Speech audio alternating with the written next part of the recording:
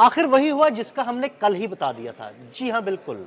America की Iran को धमकियों के बाद चाइना और रशिया मैदान में आएंगे और आज वही हुआ। चाइना और रशिया के अहम बयानात सामने आए हैं। अमेरिका की धमकियों के बाद चाइना और रशिया अब क्या करने जा रहे हैं? आमिर रज़ा मेरे साथ मौजूद है, उनसे बात करते हैं। आमिर भाई, कल हमने बात की थी कि जो सूरत-ए-हाल चल रही है, अमेरिका की जो धमकियाँ हैं, उसके बाद रूस और चाइना मैदान में आएँगे और अगर वो मैदान में आएँगे तभी ईरान की जान खलासी होगी। अब ये दोनों ममालिक जो है ना, वो सामने आ गए हैं, बड़े अहम बयानात आए हैं, हमारे नाज़रीन को बताइएगा। देखिए, सबसे पहली बात तो ये है कि अमेरिका के लिए ये मुश्किल हो गया है कि ईरान की तरफ वो किसी जंगी कार्रवाई की जानिब जाए, यानी कि हमला करने की तरफ जाए। उसकी बड़ी वजह यह है कि पहली बात तो यह है कि 2025 में ईरान और रूस का एक स्ट्रेटजिकली माहिदा होता है, इसको दिफाई माहिदा कहते हैं जी। इसका मतलब ये है, ये वैसा ही माहिदा है जैसा दुनिया के मुख्तलिफ ममालिक आपस में दिफाई माहिदे करते हैं कि जंग की सूरत में ईरान की मदद रूस करेगा। और रूस ने सबक सीखा है वेनेजुएला वाले मामले में कि वहाँ पर उसका अपना जो ऑयल टैंकर है उसको ना सिर्फ रोका गया बल्कि उसके अमले को भी वहाँ से अगवा करके जी, बिल्कुल। वो ले गए। रूस कुछ ना कर पाया। चीन के मफादात थे वेनेजुएला में, लेकिन चीन की इंटेलिजेंस बुरी तरह से नाकाम रही और ये जो खलश और ये जो क्लिक है ये अभी तक चीन के अंदर मौजूद है। इसीलिए चीन के वज़ीर ख़ारजा ई वांग ने कबल अज़ वक्त ही ईरान के मुतल्लिक़ ये बात कह दी है कि अमेरिका अगर इस तरह के इक़दाम करेगा तो इससे आलमी अमन ख़तरे में जाएगा। यानी एक तरह की ये भी धमकी है कि अगर देखिए, अमेरिका आलमी आएगा। अमन खतरे में जाने का मतलब यही है कि आप उस पे हमला करेंगे, कोई दूसरी सुपर पावर आप पर हमला करेगी, आपस में बड़ी जंग शुरू हो जाएगी। अच्छा, ये बात तो आपने बिल्कुल सही, आप पहुँच गए। वो भी यही कहना चाहते थे, लेकिन रूसी वज़ारत ख़ारजा की तर्जुमान है मारिया अखोवा। मारिया अखोवा जो हैं, उनका जो बयान है वो इंतहाई ख़तरनाक है और उन्होंने ये तनबीह जारी की है कि अमेरिका रूस पर हमला करने की गलती ना करे और ना ही यहाँ पर एटमी तनसीबात को नुकसान पहुँचाने की बात करे, क्योंकि इस तरह से एटमी जंग जो है वो शुरू हो सकती है।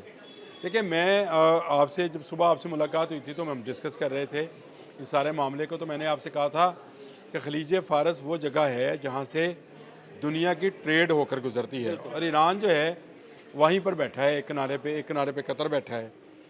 अमेरिका जो है वो अपना फिफ्थ जो उसका नेवल बेरा है, वो क्या उसको बोलते हैं, बहरी जो बेड़ा बहरी उसे बेरा कहेंगे, जो है, तैयारा बरदार बहरी प्यारा जहाज। बरदार बहरी जहाज़, वो जो है वो उसको उसने हरकत पजीर कर दिया, यानी उसको मूवेबल बना दिया है कि वो मूव करे और खलीज फारस में रास्ता रोके। तो रास्ता किसका रुकेगा?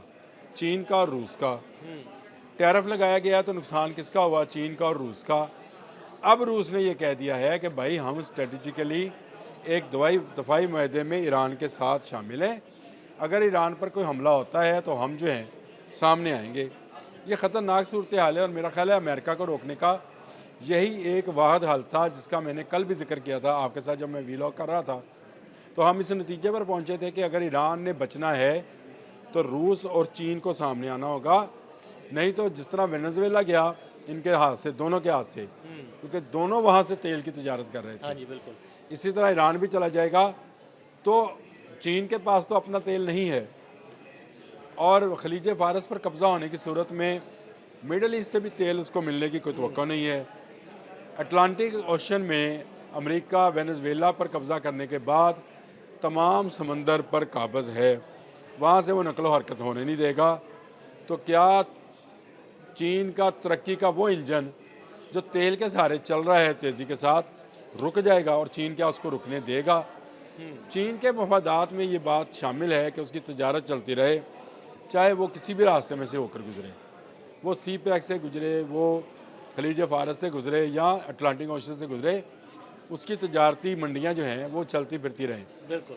लेकिन अमेरिका दो ज़द पहुँचा चुका है चीन को, तीसरी डज़ वो खाने को तैयार नहीं है। अब आप पूछेंगे दो कौन सी? एक, जब पनामा में अमेरिका ने उसके लिए, चीन के लिए बंदरगाहें बंद की थीं, आपको याद होगा उस वक्त भी चीन का सख्त बिल्कुल। रद्द-ए-अमल आया था। अब वेनेजुएला वाला मामला हुआ तो इसमें भी जो है चीन जो है उसको ज़द पहुँचेगी क्योंकि उसका ऑयल बंद होता है। और रूस की सबसे बड़ी दिफाई मंडी भारत के बाद ईरान है, यानी ईरान उससे असला ख़रीदता है और ईरानी टेक्नोलॉजी जो है, कहा जाता है कि ये रशियन टेक्नोलॉजी का ही बदल है। तो ये इस तरह से ईरान को बचाने के लिए एक तरफ से चीन और एक तरफ से रशिया अगर आकर खड़े हो गए, तो मेरा ख्याल है अमेरिका और इसराइल अपने इत्तेहादियों समेत, जो कि 17 ममालिक बनते हैं, ये कोशिश नहीं करेंगे कि ईरान पर जंग मुसल्लत की जाए। हाँ, जो साजिश है जो वो रची गई है वहाँ पर वक्ती तौर पर आप यूँ कह लें कि तशद्दुद के ज़रिए कह लें या उसको सख्ती का कह लें, सख्ती का लफ्ज़ ज़्यादा बेहतर है मेरा ख्याल है। सख्ती से ईरान ने वक्ती तौर पर दबा तो लिया है, लेकिन इसको ख़त्म नहीं कर पाए हैं। तो ये अंसर शामिल रहेगा। अमेरिका और इसराइल साजिश तो कर सकते हैं, अब इस पर बराह रास्त हमला जो है ये मुझे नामुमकिन होता नज़र आता है, क्योंकि ये कहना कि ये एटमी जंग हो सकती है, इसका मतलब ये खुली धमकी है, और चीन का ये कहना कि इसके ख़तरनाक नताइज हो सकते हैं, ये भी खुली जंग की धमकी है। यानी आमिर भाई, मैं ये समझूं या हमारे नाज़रीन ये समझे कि अगर अमेरिका ने ईरान पर बराह रास्त हमला किया, कोई जंगी तैयारा भेजा या कोई बम फेंका, तो क्या रशिया ईरान की मदद के लिए मैदान में आएगा और अमरीकी लड़ाका तैयारों को निशाना बनाएगा? देखिए, पहली बात तो यह है कि ईरान ने एक नई स्ट्रेटजी के साथ सफ़र का आगाज़ किया है। अब्बास अरागची जो हैं, उन्होंने आज फ़ोन किया है मुत्तहिदा अरब अमारात में, और मुत्तहिदा अरब अमारात से फ़ोन करने का मतलब ये है कि उनसे कहा है कि आप इस जंग से बाहर रहें। बिल्कुल। ये स्ट्रेटजी है। अगला फ़ोन जो है ये बाकी इस्लामी ममालिक में जाना है। यानी उन्होंने ये फ़ोन करके ये बता देना है और ये बता दिया मुत्तहिदा अरब इमारात को, भाई तुम दरमियान में ना आना, हमारी और अमेरिका या इसराइल की जंग है, अगर तुम दरमियान में आए तो तुम भी पिसोगे। ये असल मसला ये है कि ईरान जो है अब बारी बारी तमाम ममालिक को फ़ोन करेगा कि आप इस जंग से दूर रहें जो खलीज फ़ारस में लड़ी जा सकती है, क्योंकि ईरान के पास भी ऐसे मिसाइल्स मौजूद हैं जिनकी रेंज जो है वो 1500 किलोमीटर तक है, और ये तमाम मिडल ईस्ट को कवर करती है। मिडल ईस्ट का कोई मुल्क जो है इसकी रेंज से बाहर नहीं है। और अगर रूस साथ शामिल हो गया तो फिर आपको पता है कि ईरान के बैनुल बर आज़मी मिसाइल बनने में कुछ ज़्यादा वक्त नहीं लगना है। तो ये अमेरिका और इसराइल के लिए वैसे ही ख़तरनाक हो जाएगा। तो मेरा ख्याल ये है कि इन दो मुल्कों का सामने आना, आज अब्बास अरागची का मुत्तहिदा अरब अमारात को फ़ोन करना, और ये फ़ोन जो है ये एक समझे ये भी एक पैगाम है कि आप दूर रहें, तो मतलब ये है कि वो तमाम इस्लामी मुल्क जो ईरान के साथ साथ शामिल है, सरहदों के करीब हैं, जैसे कतर है, इराक़ है और बहुत सारे ममालिक हैं, वो भी इस मामले से दूर रहें। तो मेरा ख्याल है ये अगर ये मैसेज पहुंच गया है और अमेरिका तक ये पहुंचेगा, तो जो डोनाल्ड ट्रंप ने जो पिछला व्लॉग हमने किया उसमें हमने ये कहा था, उसने कहा था अगले 24 घंटे बहुत अहम है, अमेरिकन निकल जाएँ। तो ये पैगाम जो है तुर्की के रास्ते अमेरिका को पहुँचाया जाएगा कि जंग की सूरत में उसके नताइज खौलनाक होंगे और उससे कोई मुल्क नहीं बच पाएगा, चाहे वो इसराइल है या अमेरिका के दोस्त इस्लामी मुल्क हैं, किसी को छोड़ा नहीं जाएगा। तो ये मैं समझता हूँ कि एक अच्छी मूव है ईरान की तरफ से। जब अमन हुआ है, जब एहतजाज ज़रा कमज़ोर हुआ है, तो ईरान अब ख़ारजी जो है महाज पर सरगर्म हुआ है। आज का फ़ोन और इसके बाद आने वाले दिनों में मज़ीद जो गुफ्तगू होगी उस पर भी हम बात करेंगे कि किन किन ममालिक के साथ उसकी गुफ्तगू हुई है।